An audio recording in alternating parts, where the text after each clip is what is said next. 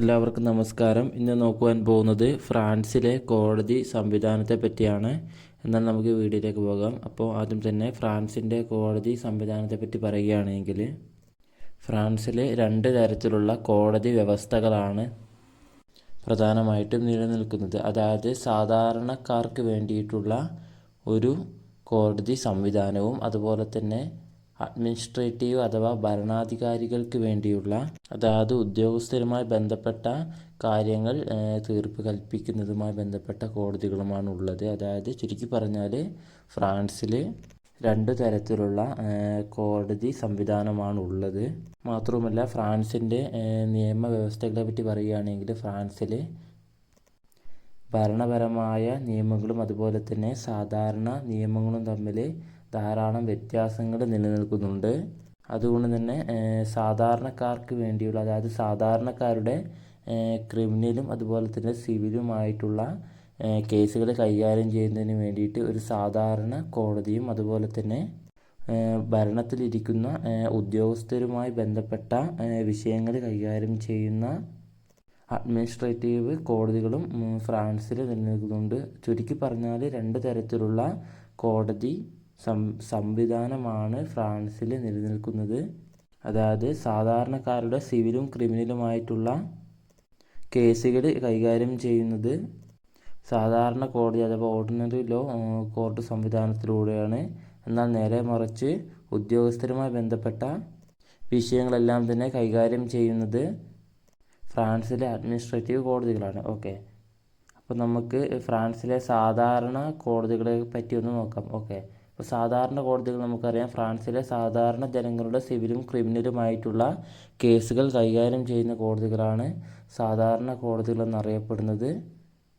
അപ്പോൾ ഇത് പ്രകാരം ഫ്രാൻസിൽ അറിയപ്പെടുന്നൊരു കോടതി എന്ന് പറയുന്നത് ട്രിബ്യൂണൽ ഡി ഇൻസ്റ്റൻസ് എന്നതാണ്. അതായത് ഈ ട്രിബ്യൂണൽ ഡി ഇൻസ്റ്റൻസ് എന്നറിയപ്പെടുന്ന കോടതിയാണ് ഫ്രാൻസിലെ ഏറ്റവും താഴ്ന്ന കീഴിലുള്ള ഒരു കോടതിയായിട്ട് അറിയപ്പെടുന്നത്. അപ്പോൾ ഇതിന് മുകളിലായിട്ട് ട്രിബ്യൂണൽ ഡി ഗ്രാൻഡ് ഇൻസ്റ്റൻസ് എന്ന ഒരു കോടതി ഈ കോടതിയിൽ നിലനിൽക്കുന്നുണ്ട്.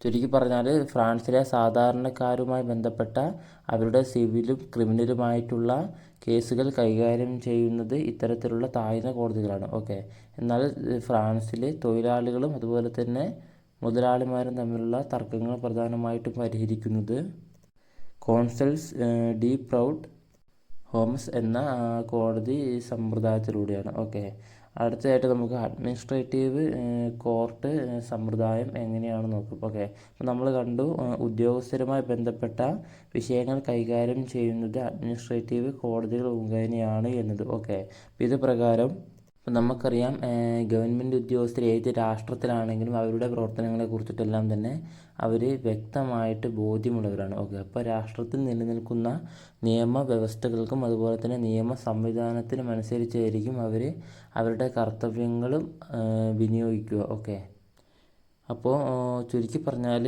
ഗവൺമെൻറ് ഉദ്യോഗസ്ഥർ അവരുടെ പ്രവർത്തനങ്ങളെക്കുറിച്ച് ഉത്തരവാദിത്വമുള്ളവരാണ്.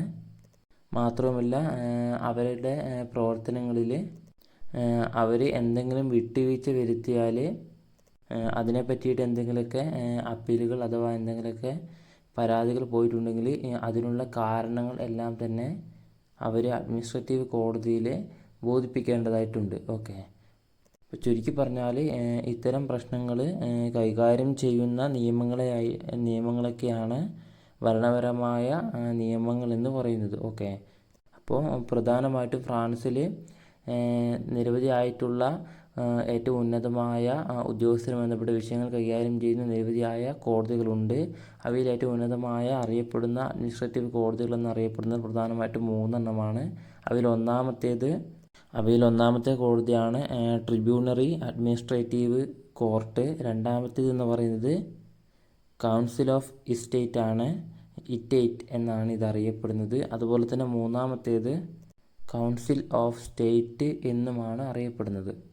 അപ്പോൾ ചുരുക്കി പറഞ്ഞാൽ ഇവയെല്ലാം തന്നെ അഡ്മിനിസ്ട്രേറ്റീവ് കോടതികളാണ്. അപ്പോൾ സാധാരണയായിട്ട് ഈ കോടതികളെല്ലാം തന്നെ ഫ്രാൻസിലെ ഭരണാധികാരികൾക്കെതിരായിട്ടുള്ള പരാതികളാണ് കേൾക്കുകയും അതുകൂടാതെ അതിനാവശ്യമായ നടപടി ക്രമങ്ങൾ അവർ കൊണ്ടുവരികയും അതുപോലെ തന്നെ പരാതികൾക്ക് തീർപ്പ് കൽപ്പിക്കുകയും ചെയ്യുന്നു. ഓക്കെ, ഈ കൗൺസിൽ ഓഫ് ഡിറ്റേറ്റിനെ പറ്റി പറയുകയാണെങ്കിൽ ഇത് ഫ്രാൻസിൽ ഉന്നത തരത്തിലുള്ള ഒരു അപ്പീൽ കോടതി ആയിട്ടാണ് അറിയപ്പെടുന്നത്.